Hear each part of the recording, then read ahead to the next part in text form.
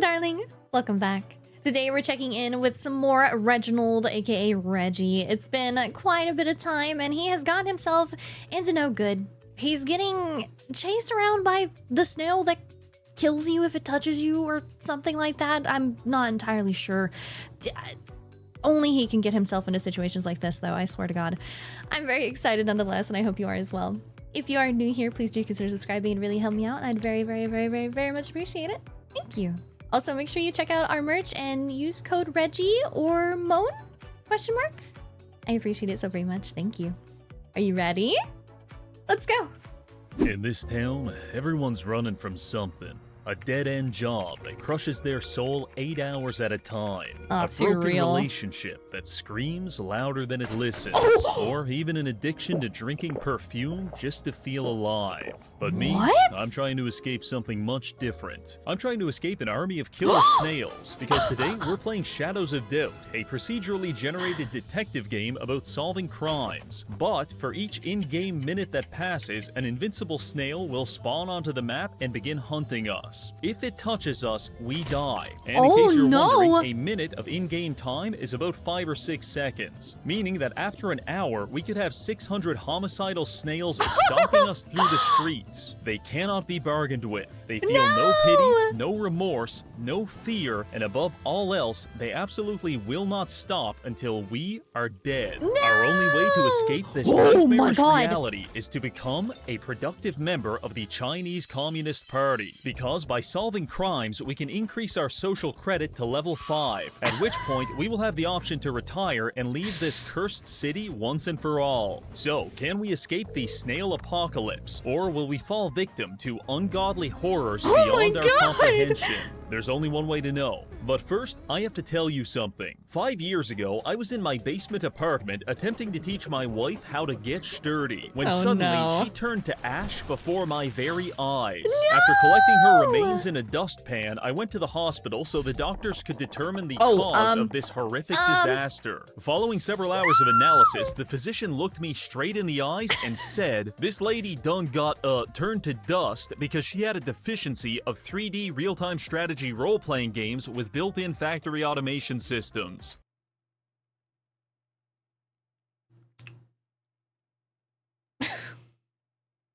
Oh my God! Do not let this happen to you. Listen up. I need your attention, okay? This is a real problem, all right? Do not be like this lady that turned to dust, and my boy Reggie here is going to tell you how to avoid such a fate. Everyone listen up. Put your listening ears on. God damn it. If only she knew about the sponsor of today's video, Arknight's Enfield. This is a brand new RPG featuring dynamic team-based combat, cinematic storytelling, and several breathtaking environments to explore, ranging from the futuristic Valley 4 to the oriental town of Wuling. But let's get straight to the good stuff. 3 words: automated industrial complex. In this game, you can establish a power grid, extract resources, manage your logistics, and develop complex production pipelines to manufacture helpful equipment and technology for your missions. I'm not going to lie, I love automation games. In fact, every time I hear the word efficiency, I slam my hands up and down on my desk over and over while making monkey noises. This is purely an involuntary reaction. Point is, Arknight's Enfield makes my brain go... and I like that very much. This game features a wide variety of characters, and personally, my favorite is Da Pan, because one of his main techniques is beating people into unconsciousness with a gigantic Chinese frying pan. Yo! Kung Fu Panda looks different from the last time I watched it. Objectively, the best character. Now listen, Arknight's Enfield is free to play on PS5, PC, and mobile, and I implore you to use the link in the description to download the game today. Please, do it before it's too late. Thank you, Arknight's Enfield. Now, back to the video. Before we begin, I'm going to explain the structure of this challenge. The snail apocalypse is divided into 3 distinct phases. The spawning phase, the empowering phase, and finally, the kaiju phase. To move from one phase to another, we have to solve a murder. And specifically, we have to solve the murder as fast as possible because each of these phases are time sensitive. Given that, this won't be your typical slow-paced crime-solving video. You're gonna die. I will be sprinting everywhere. I will be taking massive leaps of logic. Evidence will be fabricated. Innocent people are going to die. And I just might do a little heroin while I'm at it. With that out of the way, let us begin. Okay. We load into the city, midnight, January 3rd. Our first snail nemesis is already upon us. For the time being, we can easily ignore him. But that peace of mind won't last for long. In order to escape, we'll need to solve 3 murders. But unfortunately, no one's dead yet. So I decide to spend some time preparing. Our first order of business is to acquire the essential items for performing home invasions. This alone should inform you about my philosophy on detective work. It's for crime solving. For sure. Regrettably, that used up all of our money, but as the saying goes, give a man a fish and you feed him for a day. Teach a man to perform brutal home invasions and you feed him for a lifetime. So I began searching the nearby apartment complex for easy targets to make some cash. After finding one, I break in, knock the first tenant out with a tea kettle, and shatter his wife's legs with a fire extinguisher. Consider this a valuable lesson on the dangers of leaving a spare key under your doormat. I spent about 20 minutes ransacking the apartment for a total of $200 before escaping out the bedroom window. By this point, there's around 25 snails sliding their way through the streets. Not a huge issue, but definitely noticeable. Oh my Fortunately, god. our spree of wanton violence appears to have manifested the death of an innocent man, because a murder case was just reported on the radio. The sooner we solve this, the sooner we can exit the spawning phase. So we head straight for the crime scene at Primal Pharmaceuticals. Arriving there, I can see the security shutters have been drawn. No access. So I slip into a ventilation shaft and begin worming my way toward the crime scene. Eventually dropping down into some kind of storage closet where we hide until the police leave.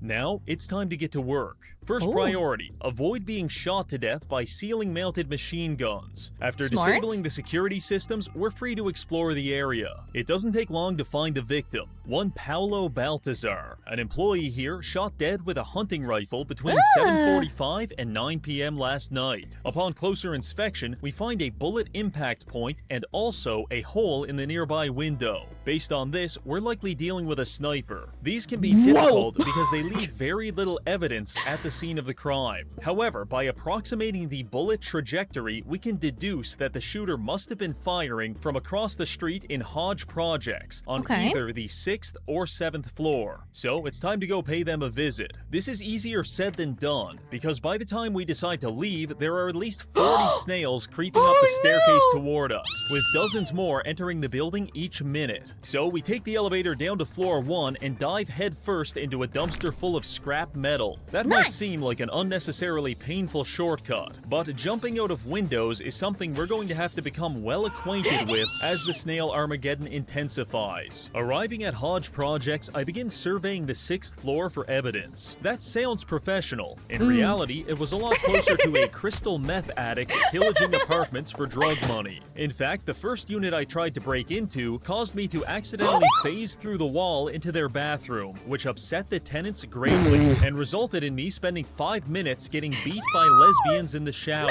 Eventually, the melee spilled into the kitchen, where one of them tried to stab me, missed, and stabbed their partner instead. At this point, it's a free-for-all, until I smash a peanut jar over one of their heads to end the bloodshed once and for all. Oh my god! Unfortunately, after searching their apartment, the only crime I found evidence of was an abusive relationship, so I uncuffed them and moved on to the next unit. This is where things became very interesting. Arriving at apartment 601, I kicked the door in, knocking out the first tenant before running inside and using the kitchen door to knock out her husband. Truly, some of my finest detective work. After that, it didn't take long to find the evidence we were looking for. A hunting rifle in the bathroom, clearly in the middle of washing the fingerprints off it. But we got here too fast, and the prints match up to the wife, Leah Christensen. This is a very strong start, but if we get this case wrong, the challenge is over. So we have to be 100% sure. Searching the apartment, we find no bullet casings, but there are some highly suspicious discoveries. A note to Leah's mother describing picking up some extra work on the side, perhaps as a paid assassin. An email about pest control services.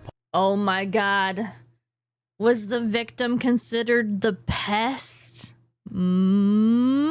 possibly a coded message. And as we're exploring, she receives a phone call that hangs up immediately once we answer it. Potentially a client checking to confirm the hit was completed. Most of this is what we could call circumstantial evidence. Things which do not directly prove her guilt, but which, with the application of reason, could imply it. It's all very frustrating, so I make sure to knock her out a few times for inconveniencing us. I want to investigate further, but the snails have reached the 6th floor, and if we wait much longer, they'll have us cornered. At which point, I don't like our odds of jumping out the window. So instead, we head down to the 1st floor and gracefully make our exit. It's now time to investigate the victim. Infiltrating her apartment was comparatively easy, since, you know, she's dead. And after doing some investigating, we discovered that our victim was being stalked by an average height female. This fits the description of our suspect perfectly. The note says she was being followed yesterday at a fast food restaurant called Glutton Grub. So all we need to do now is go there, show a photo of our suspect to the staff, and if they can identify her, that will establish a solid link between our victim and the suspect. At which point we'll— Ooh, why are there little sparkles? Do you guys see this? Oh no, wait, there are sparkles on them. Frick, never mind, disregard, sorry. We'll turn in the case. The only problem is the United Snail Army has assembled outside of Glutton Grub, and they formed a blockade to prevent our entry. So our only way to gain access was to violently hurl a garbage can through the restaurant window. Unfortunately, this angered the staff, and we had to spend 15 minutes hiding in a nearby park as the general manager tried to kill us with a framing hammer. After he cooled off, we climbed through the window and began asking around about the— Do you have a VR headset on your face? Oh, it's a hat. Oh my god, look, am I the only one seeing this? What do you mean me? Look at it! Look, it looks like a toaster strapped to her forehead. Around about the suspect, but to my dismay, no one saw her in this restaurant at that time, which goes against our stalking theory. Additionally, by this point, we're dealing with about 250 snails, which presents us with 3 major problems. First, our risk of touching a snail and dying has become fairly high. Now, technically, that wouldn't end the run, but in practice, it might, because by the time we wake up at the hospital, the snails could be waiting for us, effectively soft-locking our run as they spawn camp us over and over again.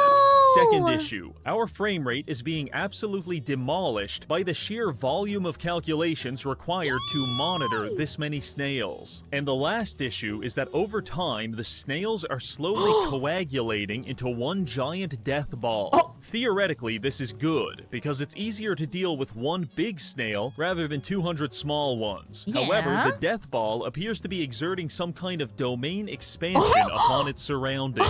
Because if we get too close to it, our screen gets all pixelated, and sometimes it blinds us completely. That's actually really terrifying. If you're running away from something and then your entire screen just starts going black, that might make this a lot scarier than intended. Even light itself cannot escape the event horizon of the Gestalt snail, which is incredibly disorienting. Needless to say, we need to solve this case before these problems get any worse. Desperate times call for desperate measures, so I'm going to execute the quintessential detective maneuver when faced with limited evidence. I'm going to bluff my ass off. Returning to the suspect's apartment, we find she escaped her handcuffs, so I grab a dumbbell and knock her out while she's brushing her teeth. Now it's time to confront her directly and accuse her of murder. 90% of the time, when you do this to the actual murderer, they'll confess. However, when we confronted Leia, she responded with an incredulous and dismissive, "Yeah, right." What do you mean, yeah, right? We've got the gun. You're gonna fry for this. I'm not gonna lie, the confidence with which she delivered that line shook me to my very core. Could we have the wrong person? Confirmation bias is defined as the psychological tendency to search for, interpret, or favor information in a way that aligns with one's pre-existing beliefs or hypotheses. But they're literally, she had the gun with the fingerprints and was across the thing with the,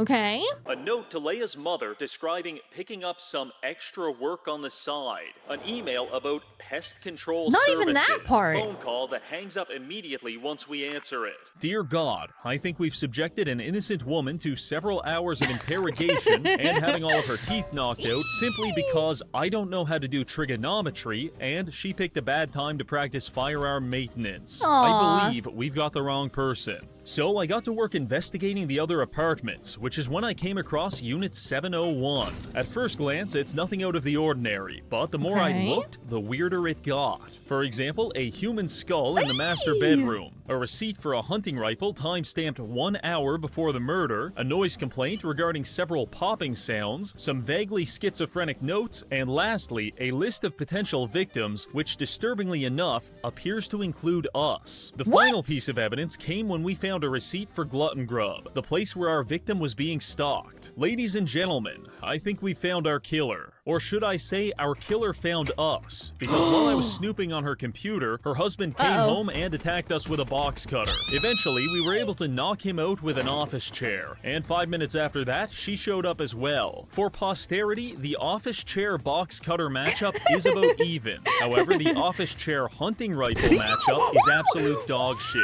It was only by sheer luck that we managed to subdue her. At which point, we got the murder weapon and she admitted everything. In case you're wondering about the motive, I'm about 99% sure she's just an unmedicated paranoid schizophrenic. This is terrific, but less terrific is the fact that the snails have us completely trapped in the apartment. I try getting around them, but with each passing second, more are converging on our position, and it's starting to blind us. I frantically check the windows for potential escape routes, but on the 7th floor, it's not looking good. At this point, I believe all hope is lost, until I spot it. A ventilation shaft in the kitchen closet. I climb in and we begin making our escape. The time is 6:30, which implies about 400 snails are coming to kill us. Luckily for them, they won't have to try very hard, because we tanked about 4 hunting rifle shots to the chest, and we're quickly turning this ventilation shaft into a slip and slide. In desperation, we make our exit into the kitchen of a downstairs apartment. Imagine, if you will, it's 7 a.m., you're in your kitchen making a nice breakfast before heading to work, when suddenly a blood-soaked maniac falls through your ceiling and begins frantically darting around the room, screaming about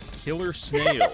In that situation, if you're doing anything less than killing him with a frying pan, you have miscalculated your response. So I can hardly feel upset when that's exactly what this guy did to us.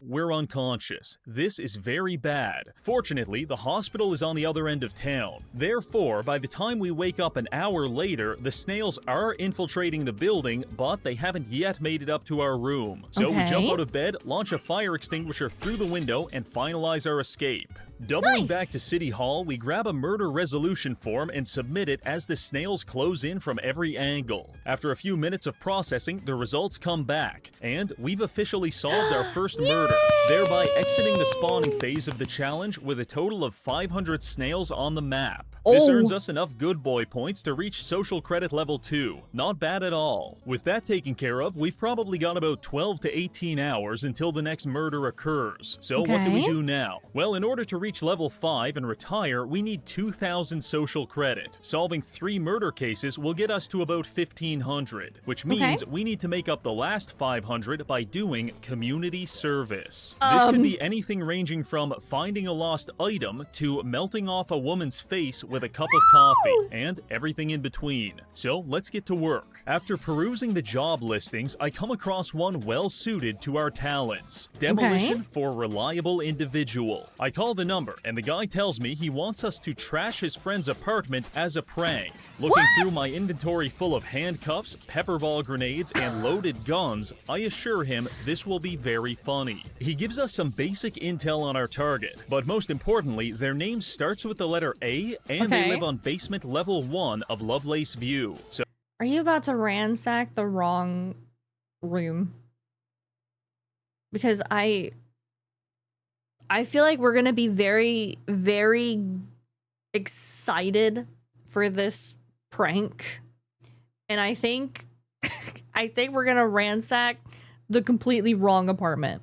Oh, that's our first stop. Sneaking into the building's security office, we use a code breaker to force entry into the computer and access the resident database. After a quick search, we come back with 2 people living in the basement who fit the description. But one of them is on basement level 2, so we ignore him and focus instead on Aleel Hawkins. Heading down to his apartment, I get to work. Aleel is not home, but his boyfriend is. So the first masterstroke of this prank is going to be blinding his lover with a flashbang and then locking him in the bathroom. Now when Aleel comes home, not only will he find his apartment completely ruined, but his gay lover will be having a panic attack while handcuffed to the toilet bowl. This is the essence of modern pranks.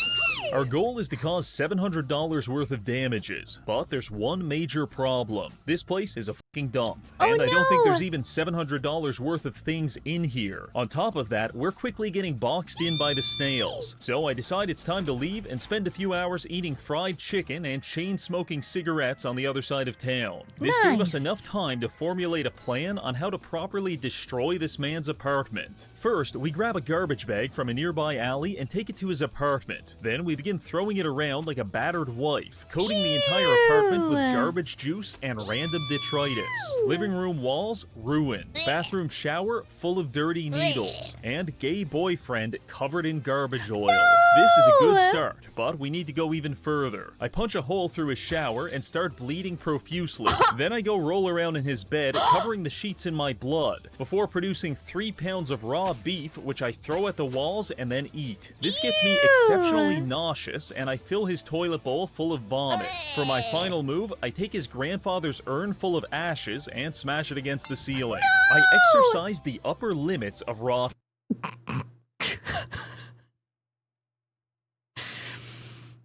Is that Asmongold? Is that the Roach King himself? Is that...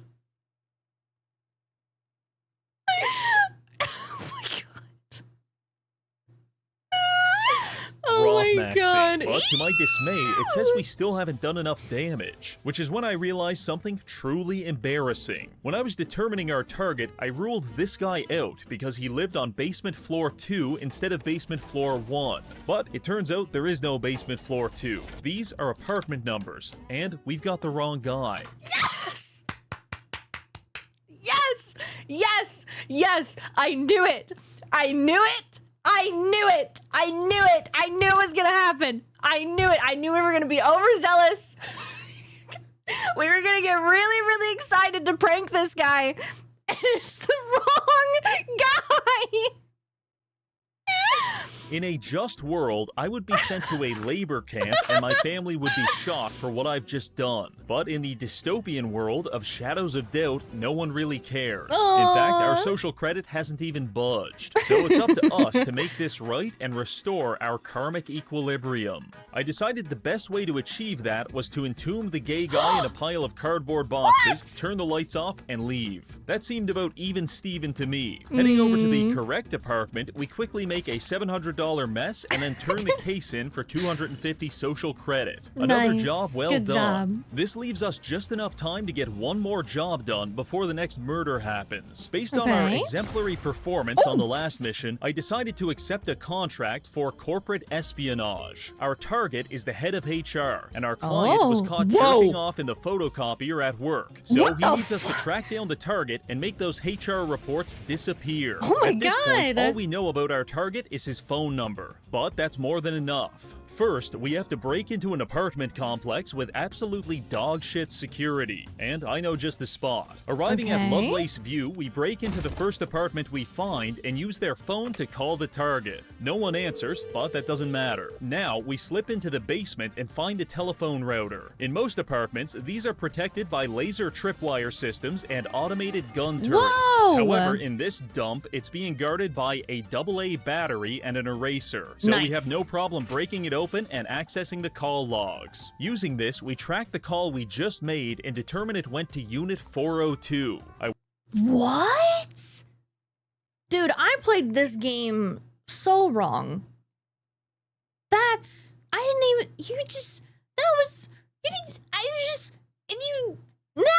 even, ugh. Waste no time kicking the door off its hinges and pilfering the apartment in search of the HR documents. Unfortunately, they're not here, but we've got the next best thing, our target's name and his place of work. So it's time to go pay him a visit. Arriving at Zeng Terrace and Associates, I find a receptionist who, despite typing frantically, is clearly not doing anything. So that's what typing looks like? Okay, sorry, my bad. Please continue. So I offer him $30 for a guest pass to the office. Following that, we wait until everyone goes on lunch break and start searching for the documents. After 5 minutes of looking, we find the files, stuff them down our underwear, and make our escape. Then, per instruction, we leave them in a dead drop for our client and let him know the job is done. This puts us very close to social credit level 4. 2 more murder cases, and we're out of here. We've still got 10 hours to kill until the next case. If we were a normal person, we could just fall asleep in a dumpster to pass the time. But if we stand still for even 5 minutes, we're going to find ourselves at the epicenter of the world's largest snail orgy. And maybe that appeals to you, you poor, sick man.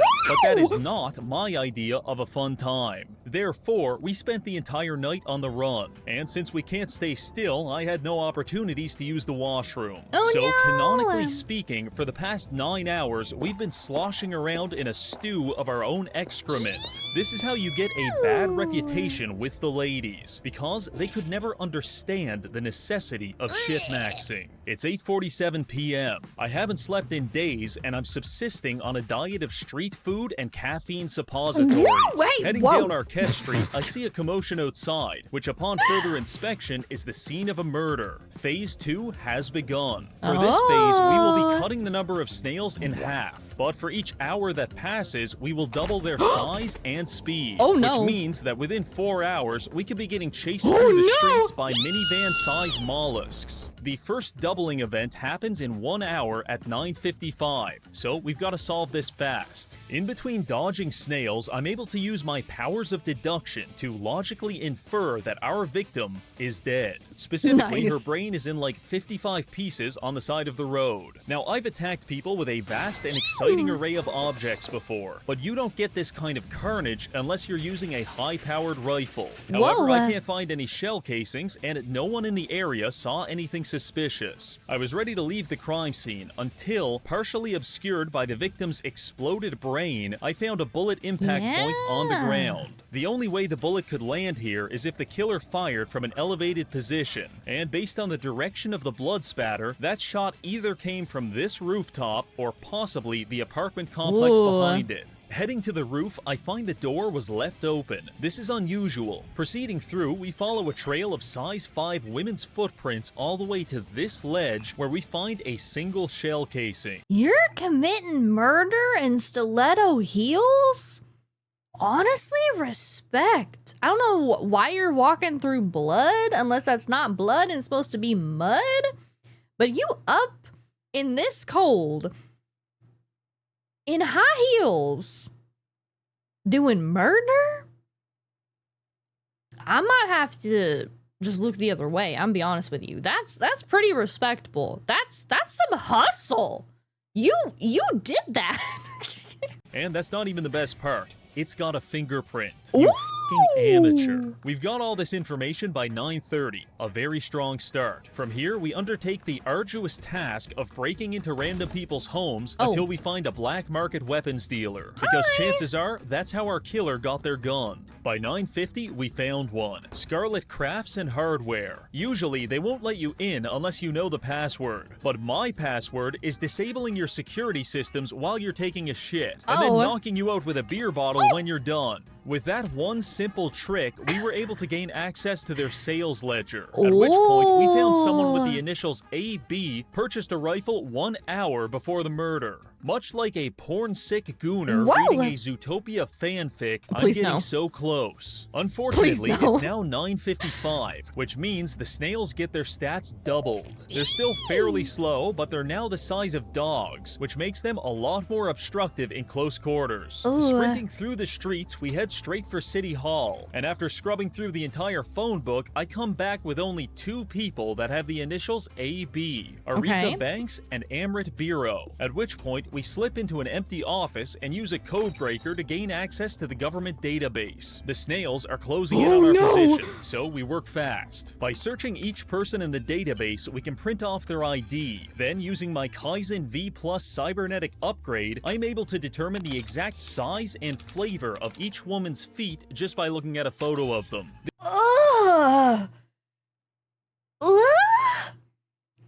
The flavor?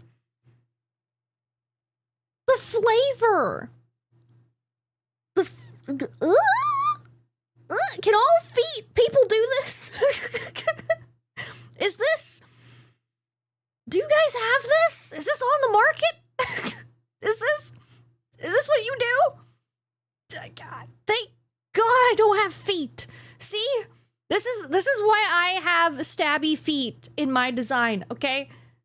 This is why, all right? I don't need y'all knowing the flavor of my feet, okay?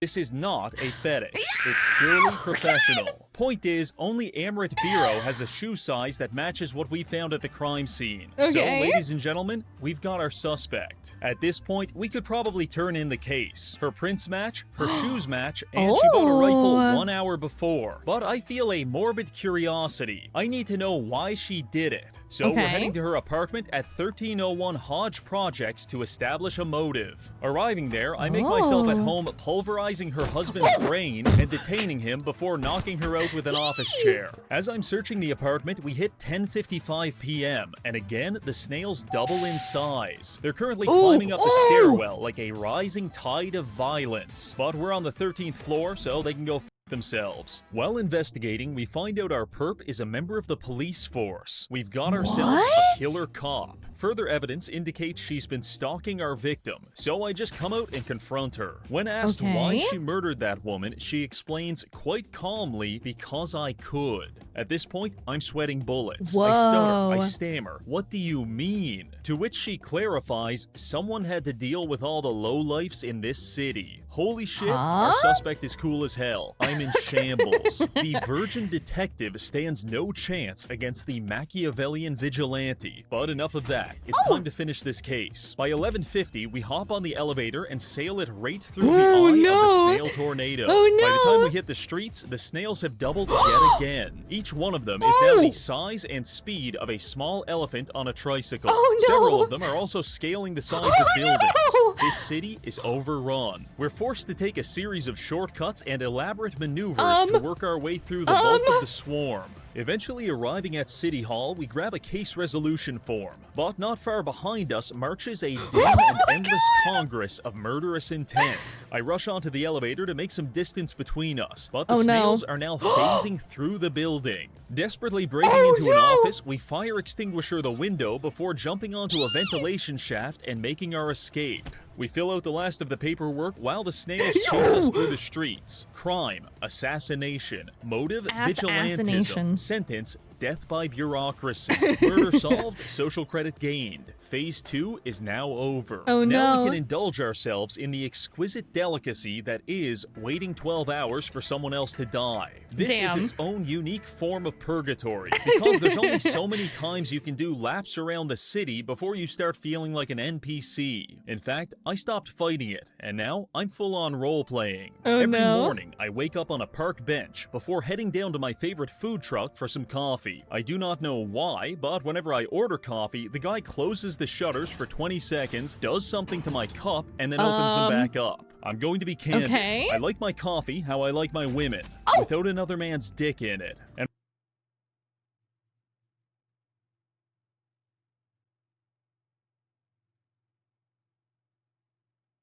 you know, I can respect that. Do you think they serve that at Starbucks though? Do you think I can order my coffee that way? Or do you think that's just part of their recipe? I'm gonna try that next time I go. While I can't prove that Joey the food truck man is burning his cock off every morning just to prank me, I do have my suspicions. After getting caffeinated, I spend the afternoon stealing from local businesses and spying on people through their windows, before eventually collapsing in a pile of garbage. Honestly, when you spend your days like that, 12 hours flies by in no time. Which brings us to 4 p.m. January 4th. We're walking through the streets when suddenly another murder is reported, this time on Sasaki Boulevard. The Kaiju phase has begun. Oh my god! For this phase, we're going to consolidate all of our medium snails into one single mega snail. 10 times the size, 5 times the speed, 16 times the detail. And in case you're wondering, yes, the hitbox is accurate. We are now dealing with a skyscraper-sized snail. We make our way to the crime scene and begin investigating. A man was stabbed to death in broad daylight with a box cutter and surrounded by some kind of runic symbols. Yeah, I was gonna say, this looks like a summoning circle or something going on. I do my best to put on a brave face, but deep in the fearful recesses of my heart, I know that he's out there, and he's coming for us. You see, the most stressful thing about being pursued by a 200-foot tall snail is not knowing where it is, because at this size, the pathing is highly unpredictable, and I've noticed the snail has a tendency to fly straight into the air and then rapidly descend upon us like a Stuka dive bomber. That's new. Have snails always been able to do that? I don't think I've ever been dive bombed by a snail. I don't know if that's normal. I'm gonna be real with you. Straight into the air and then rapidly descend upon us like a Stuka dive bomber. It's honestly very anxiety-inducing. Regardless, we do pick up one crucial piece of evidence just before Mega Snail comes around the corner. Quickly escaping, I open up the note to find it's an anagram. Oh my god! Guys, this is not me. Wait. This is not me. I did not do this. Wait. I did not do this. This is not me. I am not the murderer. I am not the murderer. No, listen. I know Reet is my thing. Murder is not. I'm not caught. No, this is not, I didn't do this. Wait, this is not me. This is the killer's name, but with all of the letters rearranged. So if we can solve it, we'll pretty much have this case taken care of.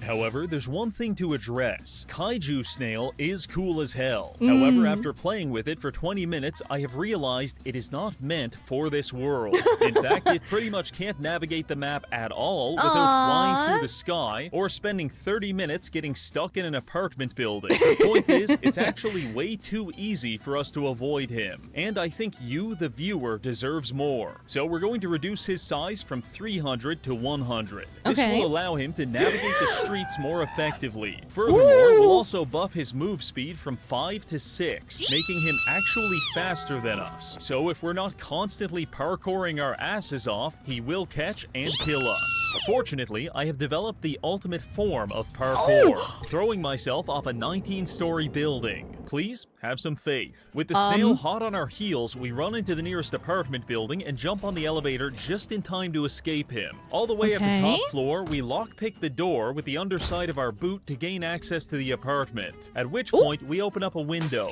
Then we wait. And as soon as the snail works his way up the staircase, we take the express elevator down to ground level. What would normally result in us turning into a fresh coat of sidewalk paint is now a perfectly harmless experience. Because thanks to our Vigor Stability Sync disc, we no longer take fall damage. So by plummeting to the ground at 85 miles per hour, we have managed to create a sizable distance between us and the snail. In testing, I found it takes him about 50 seconds to go up and down the staircase, which means we just have to solve this murder 50 seconds at a time. The key is unscrambling this name puzzle. Now, you may be able to look at this letter jumble and divine some kind of arcane knowledge from it.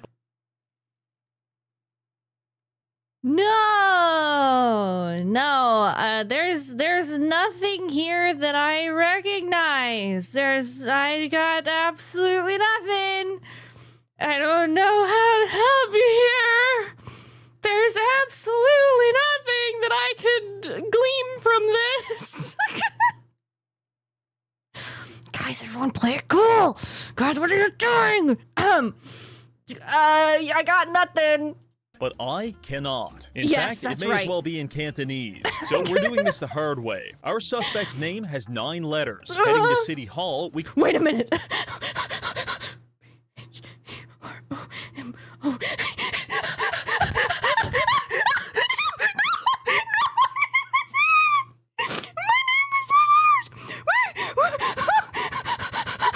I'm not the murderer. I'm not the murderer. It's not me. Guys,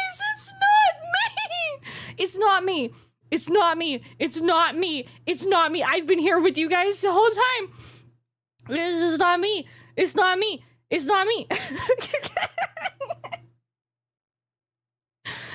the fuck is this, dude? Oh, this looks really bad. This looks really bad. crack open the phone book and begin the painful process of counting the letters in everyone's name in the entire city of 300 people. Yeah, you then, do if that. the length matches up, we rule out anyone who doesn't have key letters like J, K, and W. I won't lie, this is a pretty brute force method, and I can only get through like 10 names at a time before the snail shows up and we have to practice our cannonball. Fortunately, across the street, there's a huge apartment building, and we formed a very nice routine of reading 10 or 12 names, going to the top floor apartment, jumping out the window, and then reading more names. This might seem not so bad, maybe even a little convenient, but I want to remind you, just because our legs aren't exploding like tempered glass doesn't mean this isn't taking a toll on our body. Logically speaking, the repeated abrupt and rapid deceleration of our brain should be giving us what the medical community would describe as a shitload of brain damage. Every time we do this, we're getting about 1 car crash worth of chronic traumatic encephalopathy, and after about a dozen times, I'm quite certain we should be a vegetable. Now, when you hear that, it may be tempting to feel bad for me, but don't. Instead, feel bad for the guy that lived in that apartment, who almost certainly is going to end up in a mental asylum, because he has witnessed me jump to my death at least 100 times within a 5-hour period. And yet, I always return, like some kind of pudding-brained revenant of self-destruction. Sometimes I beat him up. Sometimes I steal his shit. Sometimes he never even knows I was there until he checks the security tapes. But every time, I'm going out that window. Eventually, our perseverance pays off, and the phone book yields one match. Jane Whitaker. Their address is listed publicly, so it's time to go see how firmly their door is attached to its hinges. As it turns out, not very. We begin examining the apartment, and I'm going to save you the trouble, but just know that I had to jump out the window like 20 times in the process. This yielded a few interesting things. Our suspect is Jaslyn Whitaker, and after reading her emails, I can see that she is horribly addicted to starch cola. In fact, she's consuming 32 cans a day. In case you're unfamiliar, starch cola is basically Coca-Cola before they took away the cocaine. Based on several notes we find, this binge drinking seems to have induced some kind of psychosis, whereby our suspect believes that if they kill enough people, they can resurrect the long-dead CEO of a carbonated drink company. Lastly, comparing the handwriting to the note left at the crime scene, we can see it's a perfect match. Now it's time to arrest this sicko and retire from this nightmare city. According to her work contract, she's a pharmacist. So let's head down to the drugstore and fill a prescription for violent street justice. There she is, planning her next murder. I saw no reason to complicate this, so I just went behind the counter and cuffed her. Fair warning, people do not like when you arrest their pharmacist. So we had to spend a few minutes avoiding an angry mob. But after that calmed down, we confronted Jaslyn, at which point she admitted to being involved in a starch cola cult dedicated to taking over the world. And see, we don't have this problem with gamer subs. Guys, let me talk to you for a minute. Are you tired of going crazy? Are you tired of drinking so much of this cult cola that you go insane and start murdering people in Minecraft? I've got something better for you. Gamer subs. Check it out today. There might be a code that you could use. One might be on my forehead, one might be Moan. Who knows?